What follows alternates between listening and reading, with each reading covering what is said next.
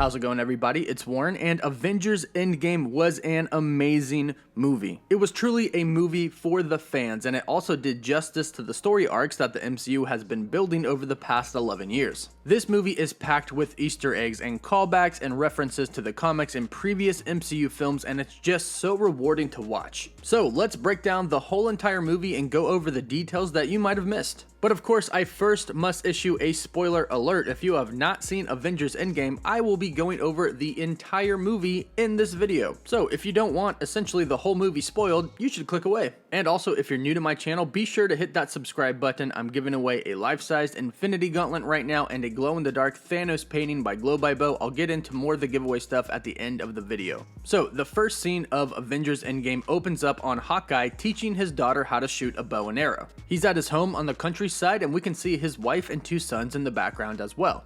The first line of the movie that Clint says, "You know where you are going, now let's worry about how you get there." This is actually a reference to the beginning of the MCU. Marvel had been planning all of these MCU interconnected films a long time before Iron Man 1. So they saw where they were going, they just needed to focus on how to get there, and they started with Iron Man. There's a few Easter eggs and callbacks in this scene. If you notice, Clint calls his daughter Hawkeye, and this is the first time we actually hear Hawkeye in the MCU. The closest that we've ever gotten is in the first Avengers film when Dr. Eric Selvig calls him the Hawk. And you can also notice that he still has his ankle bracelet on, therefore he is still on house arrest. After the events of Civil War, both Hawkeye and Ant-Man took plea deals with the government so they could go be with their families. And also, Hawkeye's daughter is played by Ava Russo, the daughter of Joe Russo, who directed the film along with his brother Anthony Russo. But sadly, her and the rest of Clint's family turned to dust, leaving him all alone and leading him to becoming Ronin. We then cut to the Benatar, which Tony and Nebula are stranded on, and we hear Dear Mr. Fantasy playing in the background.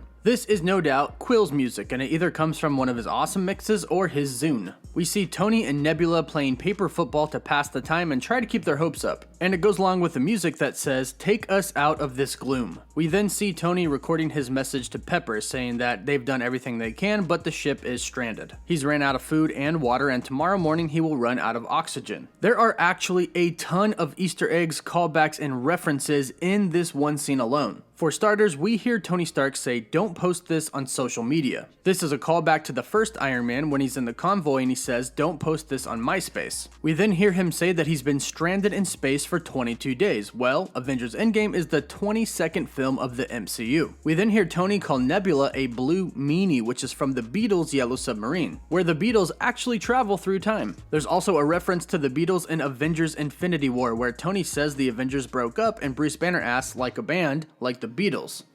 Foreshadowing. When we see Tony and Nebula working on the ship to try to fix it, he's wearing a black tank top, just like he's wearing in the first Iron Man film when he's making the Mach 1. At the end of his message, he tells Pepper, "I'll think of you, it's always you." This is a callback to Iron Man 2 when he makes Pepper the CEO of Stark Industries. He says, "It's you, it's always been you." Tony passes out and is about to die, but then Nebula picks him up and puts him in the chair, fully expecting him to be dead any time now. But then Tony sees a super bright light, and it is, of course, the one and only Captain Marvel coming to save Tony. Captain Marvel takes the Benatar back to Earth and back to the Avengers headquarters, where the rest of the Avengers and Pepper are waiting for them. Now, it's interesting that they didn't show in Avengers Endgame Captain Marvel meeting the Avengers. They counted on you seeing the post-credit scene from Avengers Infinity War and the post-credit scene from Captain Marvel to know what happened. And what happened was the Avengers got their hands on Nick Fury's pager. We don't know how, but they did. Captain Marvel traced the signal and showed up asking, "Where's Fury?" From here, no doubt, she explained who she was. And we can probably assume that Pepper showed up to the Avengers headquarters and told the rest of the Avengers that Tony went into space. And from here, Captain Marvel tracked them down, most likely with the help of Rocket, since that is his ship. When they get home, Nebula is helping Tony off the ship, and Captain, of course, runs to his aid. He tells Captain, "I couldn't stop him," and Captain says, "We couldn't either." And then Tony says, "I lost the kid," of course referring to Peter Parker. Tony actually doesn't know if Pepper is alive at this point or if she's fallen victim to the snap. He's about to ask Captain if she's alive or not, but then she runs up to him and embraces him. We cut to a scene inside the Avengers headquarters, and we can see that Tony still has a lot of resentment from what happened in Civil War. He still doesn't forgive Steve.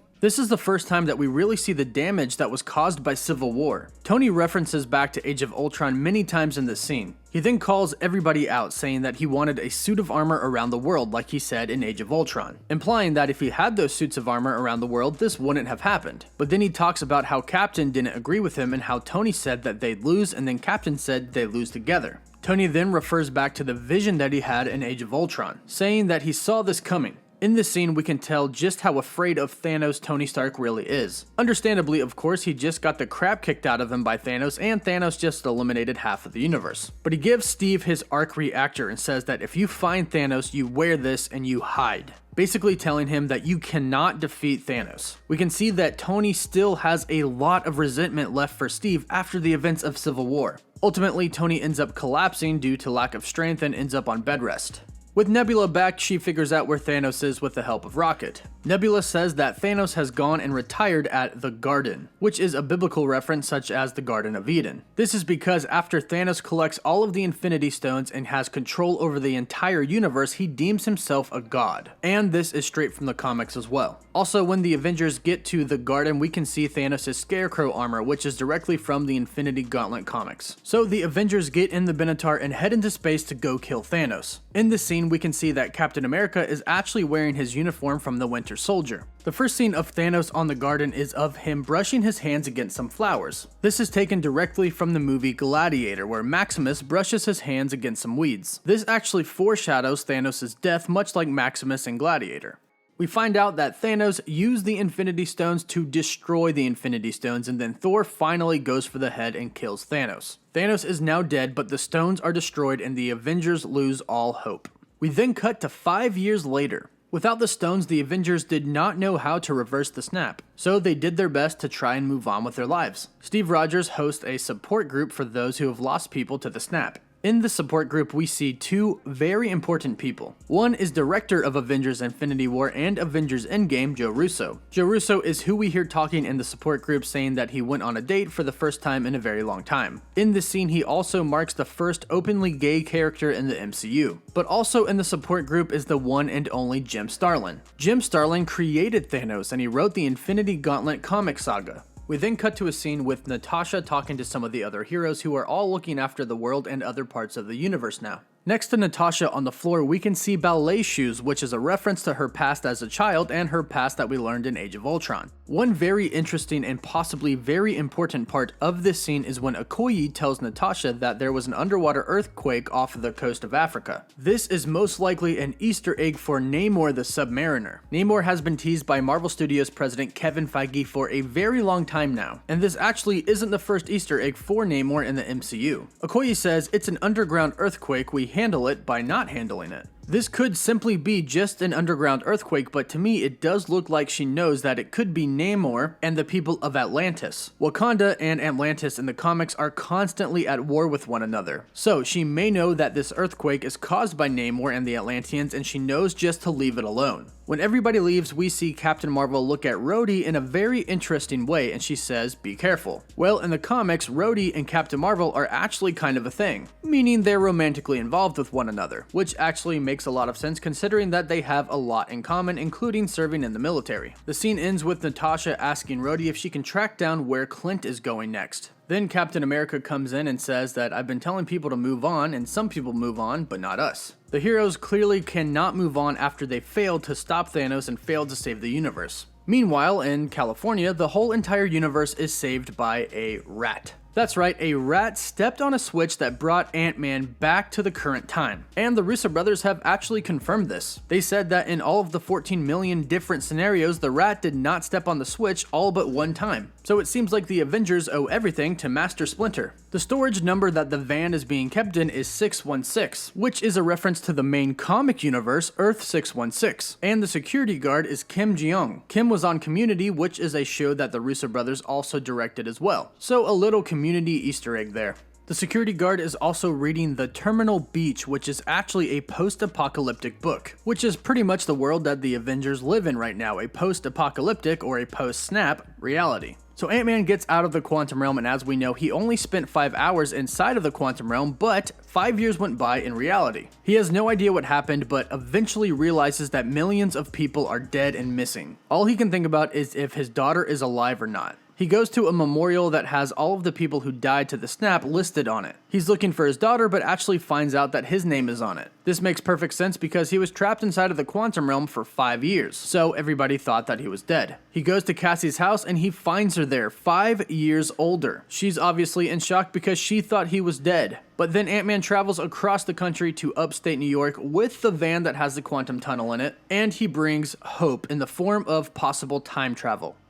Steve, Natasha, and Scott go see Tony to talk about time travel, and we find out that Tony now has a daughter, Morgan. This is from Avengers Infinity War, where Tony tells Pepper that he had a dream where they had a child named Morgan, named after Pepper's eccentric uncle, Morgan. Now, in the comics, there is a Morgan Stark, but it is not Tony and Pepper's daughter. It's actually Tony's cousin, who is very jealous of Tony. In the scene, we also see his daughter wearing the helmet to the rescue armor that Pepper will wear later on in the ending of the movie. This also has a double reference to it, as it refers back to Iron Man 2 with the little boy wearing the Iron Man helmet, which was actually Peter Parker. When Steve, Natasha, and Scott show up, we can see Natasha is wearing an arrow necklace, which is a reference to Hawkeye. Scott explains the quantum realm and time travel to Tony, but Tony quickly dismisses it. He says that it's too risky and he won't risk his family. But when he's washing the dishes later on that night, he sees a picture of Peter, and of course decides to give time travel a go and figures it out. While he's tucking his daughter into bed, she says, "I love you 3000, which is actually a reference to the Iron Man 3000 conversion table, oddly enough. But of course would actually bring people to tears at the end of the movie. Tony tells Pepper, "I figured it out. I figured out time travel." But it's risky and he's thinking about just forgetting about it and heading to bed to go to sleep. And then Pepper drops some deep stuff on us by saying, "But would you actually rest?" This is a reference to Iron Man 3, where Tony would try to sleep but he couldn't because he would have nightmares. We then get introduced to Professor Hulk for the very first time. Professor Hulk is the perfect combination of Bruce Banner and the Hulk. You have the brains of Bruce Banner but the body of the Hulk. Professor Hulk and the rest of the Avengers will attempt time travel but not be too successful at it.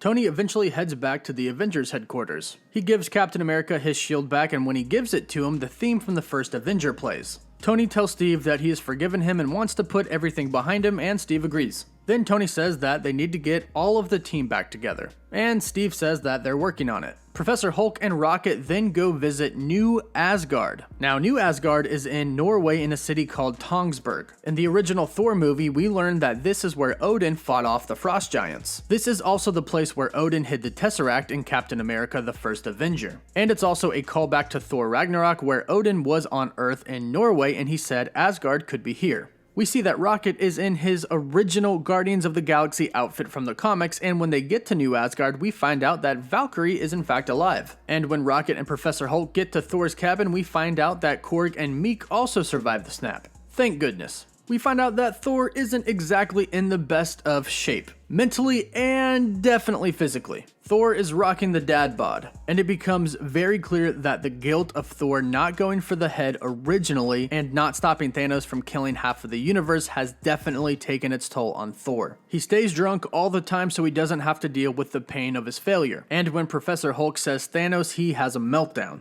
But eventually Rocket convinces Thor to go with them because they have a chance to undo the snap, and there's beer on the ship. But there's also a quick little Fortnite Easter egg in this scene. The Russo brothers are very big Fortnite fans. In fact, in an Infinity War Q&A with Collider, Anthony Russo wore a Fortnite shirt. We are then introduced to Ronin, Clint's other persona after his family died. This happens in the comics as well. Hawkeye takes on the Ronin persona after Civil War. We see him kill Akihiko, who is the Yakuza boss and a member of the Shogun Reapers, a science clan who fought against S.H.I.E.L.D. in the comics. Natasha finds Clint and convinces him to come back because they have hope now. There's a chance that they can undo the snap and bring back Clint's family. The Avengers all get back together at the Avengers headquarters and they decide to test time travel. It's successful, and the Hulk explains how time travel works. He explains that if you go back in time and alter events of the past, it does not change your future, instead it creates an alternate timeline. So the Avengers come up with their plan to go into the past and collect all of the Infinity Stones. Scott calls this plan a time heist, which is a direct reference to a Doctor Who episode, which is a fan favorite. We also catch the Hulk eating his own ice cream, which was mentioned in Avengers Infinity War. While they're coming up with their time heist plan, Thor hasn't exactly gotten his act together and in fact looks like the dude from Big Lebowski, which is actually referenced in this movie. While Thor is explaining about the ether and where it is, we see a photo of Jane Foster, which is the same photo used in the first Avengers film. The Avengers only have enough Pym particles to make one jump to the past and one jump back. So they split up into teams going to different points in time. Steve, Tony, Scott, and Professor Hulk will go back to 2012. There they will try to get the Time Stone, the Mind Stone, and the Space Stone. Rocket and Thor will go back to Asgard right during the events of Thor: The Dark World, and there they will try to get the ether.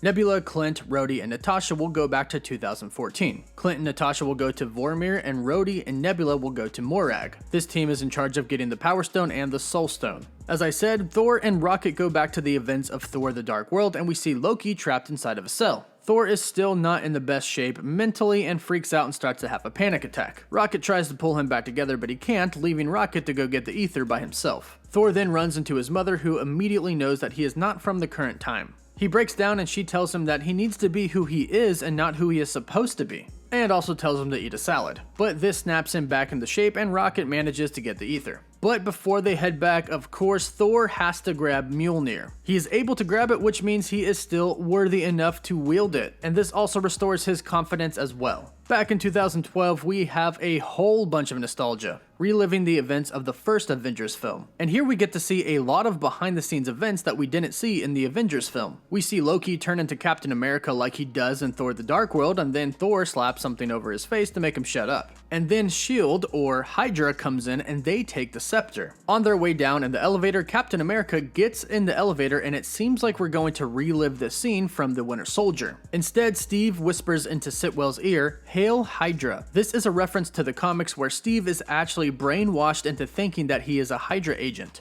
In the elevator, we also hear some Hydra agents name drop Dr. List, who is Baron von Strucker's chief scientist who studied the scepter in Age of Ultron. We then see Captain America fight Captain America. The 2012 Captain America thinks that the future Captain America is actually Loki in disguise trying to steal the scepter. We hear 2012 Captain say, "I can do this all day," which is basically Captain America's catchphrase at this point. In this scene, we actually see how much Captain has grown over the years. From the Captain that would say language in Age of Ultron to the Captain now who checks out his own butt. Meanwhile, the Ancient One explains to Bruce Banner that changing the past can create alternate timelines. Alternate timelines actually happen quite frequently in the comics, but Bruce promises to return each Infinity Stone to the point in time where they took them. That way no alternative timelines would be created. However, they do create alternate timelines. In 2012, Loki manages to get the Tesseract and escape, opening his story up to a whole bunch of different possibilities in the future of the MCU. And 2014 Nebula is now killed, and 2014 Gamora is now in 2023. So they have definitely created alternate timelines that I'm sure we'll see play out in the MCU at some point. The Ancient One was not going to give the Time Stone to Bruce until Bruce says that Doctor Strange willingly gave up the Time Stone to Thanos. She explains that he is supposed to be the best master of the mystic arts out of all of the ones before, so she agrees that he must have known what he was doing when he gave away the Time Stone. And of course, as we know, he did. He looked into the future and saw 14,605 different scenarios in which they only won one. But part of that winning scenario was giving away the Time Stone. In New York, they managed to get the Time Stone and the Mind Stone. However, they don't manage to get the Space Stone because Loki escapes with it. So they go back in time to the 1940s to Camp Lehigh. This is the camp where Steve was first trained, but would later on be destroyed in The Winter Soldier. But of course, before the scene starts, we have what is expected to be the very last cameo from Stan the Man Lee. He drives by yelling at the government with a bumper sticker on his car that says "Nuff said," which is a catchphrase that he would use in the Marvel comics.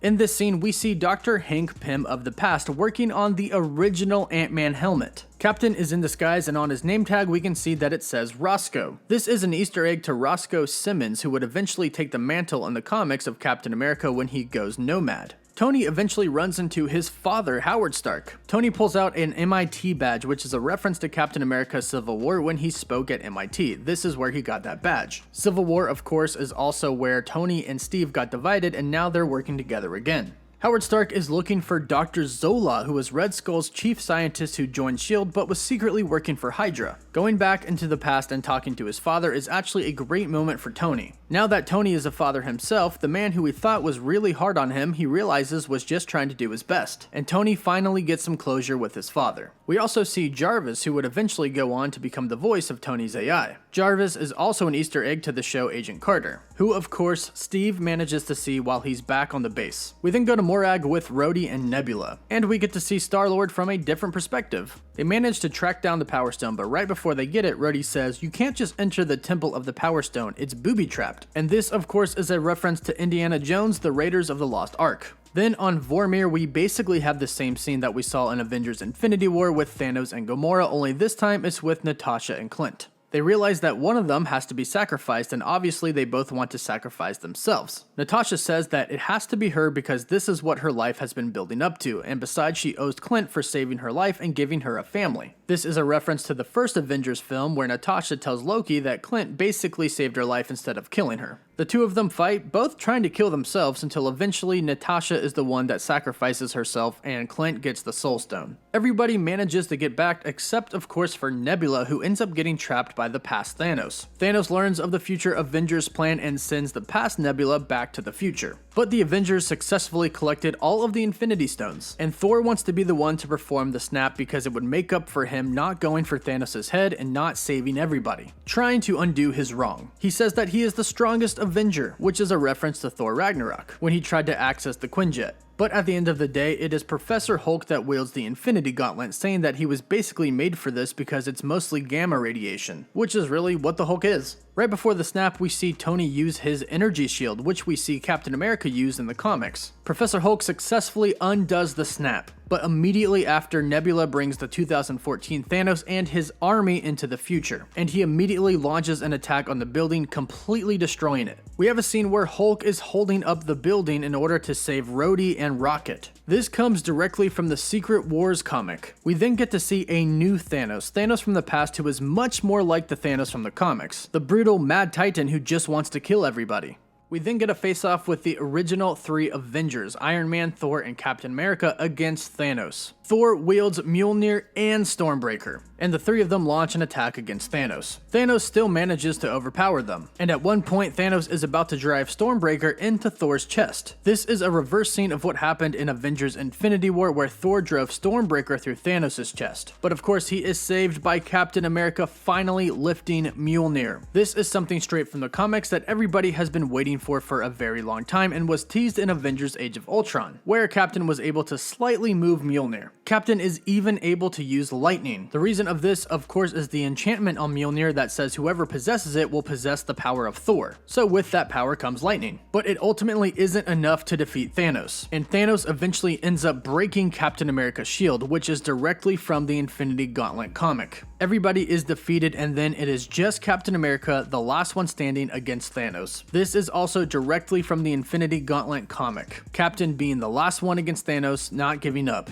It seems like all hope is lost, but then of course we hear Sam say, "On your left." This is a callback to the Winter Soldier when Captain America would pass Sam on the track field and he would say, "On your left." And then we see Doctor Strange bring all of the fallen heroes that are now back to life into the battle. This is also right from the comics where Doctor Strange brings everyone to Thanos to fight him. We finally get to hear Captain America say, "Avengers assemble," and the fight begins. From here, there are a ton of references, Easter eggs, and callbacks, starting with one that many people missed, Howard the Duck. It's so awesome that they threw him in this scene. Once the fight begins, they realize they need to get the Infinity Gauntlet back to the past, and the only option is Ant-Man's van. We hear the Wasp say, "We're on it, Cap," which is a reference to Ant-Man and the Wasp, where she would make fun of Ant-Man for saying Cap. Peter and Tony finally reunite, and we find out that people who were dusted actually remember being dusted. And Peter finally gets his hug from Tony, unlike what happened in Spider-Man Homecoming. The gauntlet then makes its way across the battlefield. First Hawkeye has it, and then Black Panther takes it. When Black Panther takes it, he says, "Clint, give me the gauntlet." This is a reference to Civil War. In Civil War, Hawkeye says, "My name is Clint," and Black Panther says, "I don't care."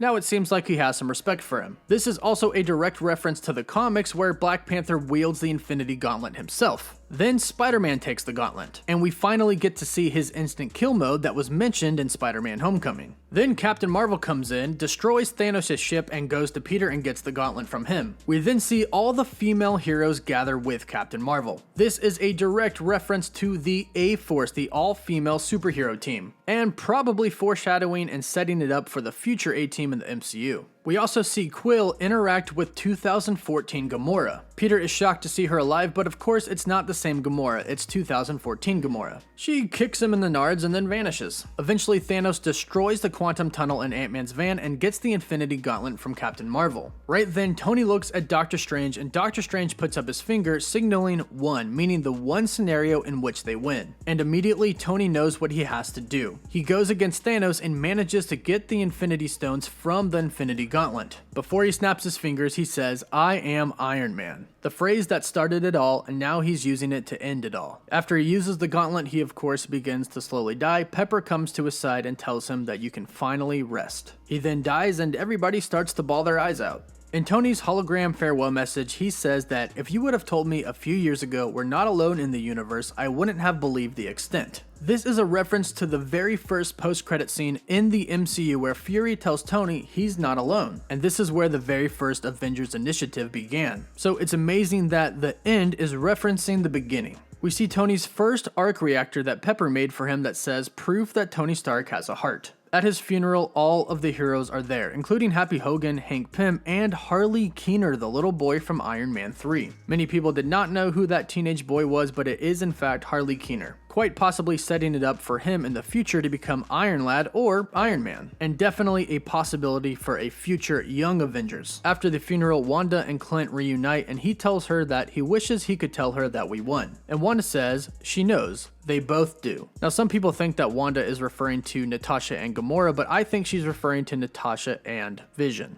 Thor joins the Guardians of the Galaxy, setting up Guardians of the Galaxy Volume 3 and creating the Asgardians of the Galaxy, which in fact was a comic. We then cut to a scene where Captain America is going to go back in time to return all of the Infinity Stones at the time where they took them. Captain says to Bucky, "Hey, don't do anything stupid until I get back," and Bucky says, "How can I? You're taking all the stupid with you." This is the same exact conversation that they had in Captain America the First Avenger, except it was reversed. Bucky then says, "I'm going to miss you," because Bucky knows that Captain is not going to come back. He's going to stay in the past. And that's exactly what happens. Professor Hulk explains that he's only going to be gone for 5 seconds in their time, but for him it'll take as long as he needs. Of course, 5 seconds goes by and he doesn't come back. Instead, Old Man Captain America is waiting on a bench. He explains that he stayed back in time, and the Russo brothers have explained that he did in fact create an alternate timeline, but he simply returned to this timeline at the end to give Falcon the Captain America shield so he can become the new Captain America. This is something that happens in the comics. In fact, Bucky also becomes Captain America at some point in time in the comics as well, which is why we see Falcon look at Bucky and Bucky gives a nod of approval, saying that it's okay, you can be Captain America. This is something that will most likely see play out in the new Bucky and Falcon TV series on Disney+. And of course we find out that Steve finally got his dance with Peggy Carter, married her, and lived out his life happily. And of course, after the credits, we hear a clanking noise. This is a reference to the very first Iron Man film where Iron Man makes the very first Mach 1 Iron Man suit. That was the very first movie that started the MCU, and Avengers Endgame is the movie that is wrapping up the story arc for the first 11 years of the MCU. So the post-credit scene brings it full circle. And that's it for my complete breakdown of Avengers Endgame and all of its Easter eggs. I hope you enjoyed it. Let me know what you think about Avengers Endgame in the comments down below. If you're new to my channel, be sure to subscribe so you can stay up to date on everything relating to Avengers Endgame, all things Marvel, and all things superhero. As always, thank you all so much for watching. Woof woof. To go for your head in Avengers Endgame. Hey, congratulations to your desperation to save the universe. You killed half of its population. Yeah, you did it, very nice. And all it took, you said it cost you everything while crying like a baby. Now you're at number